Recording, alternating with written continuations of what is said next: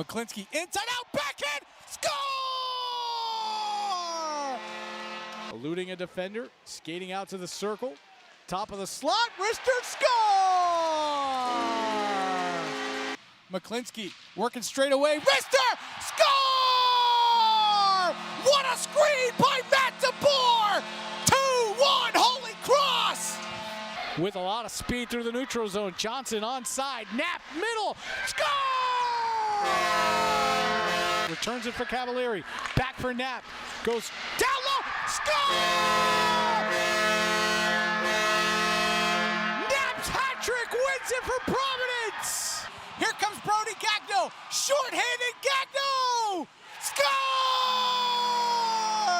1-0, Holy Cross! Goes D to D, top of the circle, deflection in front by Justin Mexico! AIC pulls even again!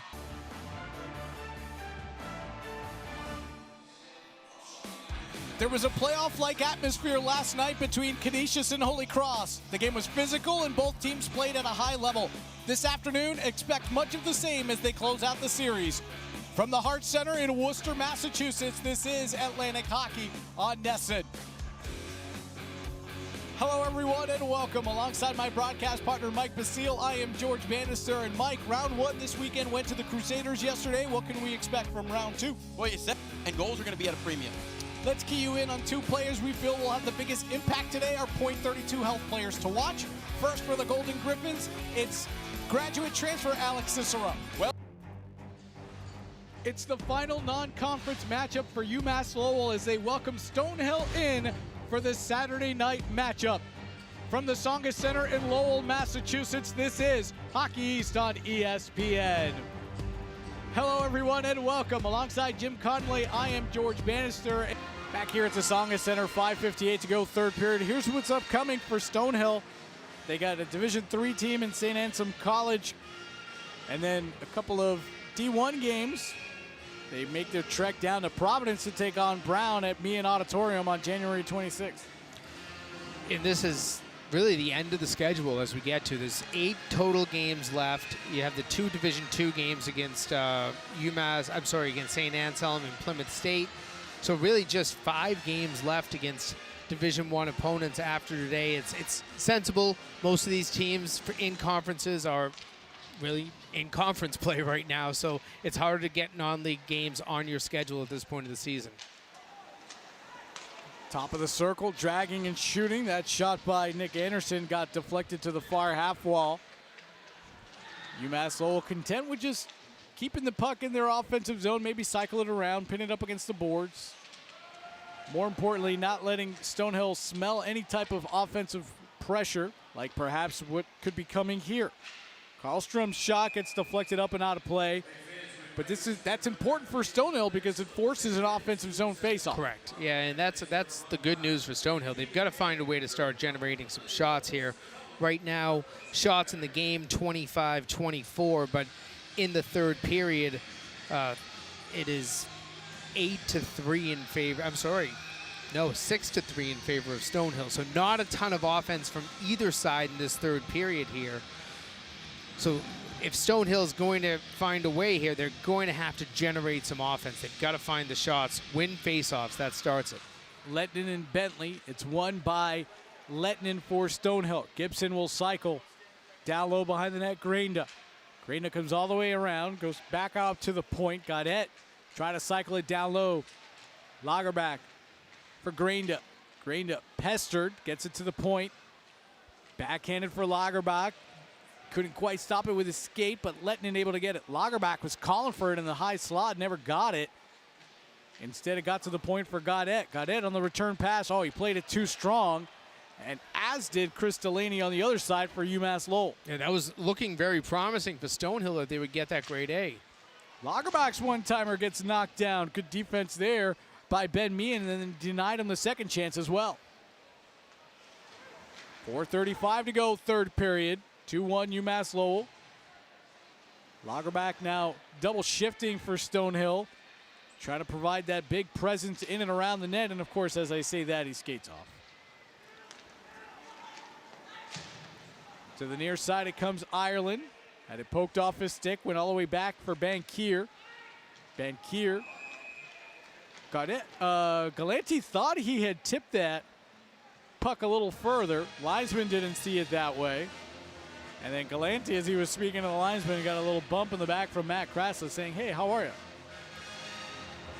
Then a little bit of discussion about who's touching the puck and where it's going. Linesman Chris Millay did not love the way that that puck was sent back down the other end of the ice, but regardless, it is an offensive zone draw. And listen, it might feel like Lowell's not pressing here. I've watched enough Noah Bazin coach teams to know that they are fine winning a game 2-1. Would they like the third goal here? Absolutely, but they'll also make sure that they have everything locked down defensively, not to allow that really good quality scoring chance for their opponent. One-timer off the draw. That hit the body in front. That was actually off of Lee Parks, so friendly fire for Parks on that block shot. Riverhawks carry over. Good saucer pass to the near side for Cole. Feathered one out in front, missed everybody, including his intended target of Lee Parks. Riverhawks had it pinned along the far boards. Galanti able to work it free for Stonehill. Try to move it up for Ireland. Galanti collided with the linesman who's down, and Galanti goes right, a Stonehill player goes right over Schreifels to make sure that he's okay. Yeah, that's linesman Robert Griffin. Collided with a player who was trying to get into the zone. Those are always dangerous hits for the linesman because you're prone. You're trying to make a call, but then you're getting hit at the same time. You don't probably get to put your arms out. You don't fall the way you want. So those are really dangerous types of plays. We see it here. It's just, you know, player goes down. Griffin, the linesman, is looking at the play. Two players come barreling into his legs, but does look like he's no worse for wear. He'll be okay. They're hockey players or former hockey players, a lot of them. Most of them are, yeah. Maybe adult league players now still. So 3:39 to go here in the third period. 2-1's the score. In favor of UMass Lowell. Off the face-off win, it's Stonehill with possession. Skyhawks work to the point. Campione goes to the near side. Campione called for it back, never got the pass. Got worked down below the goal line, Milady. Up top, Campione tried to feed it right back to Milady, never got to him. Chance in front, never got all the way in for Welsh to make the save. Riverhawks come barreling the other way. It was a little dangerous as that puck sat there just unattended for a good second. That's longer than you expect at this point in the game. Final 3 minutes here in the third period. Riverhawks able to direct it inside the red line. Get some fresh legs out there. As time is their friend and an enemy to Stonehill, who's hemmed in their own zone right now. Grainda, was he at the red line? Officials say yes. No icing forthcoming. Kept in along the far side. Grainda goes over to help, gets knocked down and then sat on by Robilotti. Robilotti now pops up and pins Grainda up against the boards as they're trying to work the puck along the wall.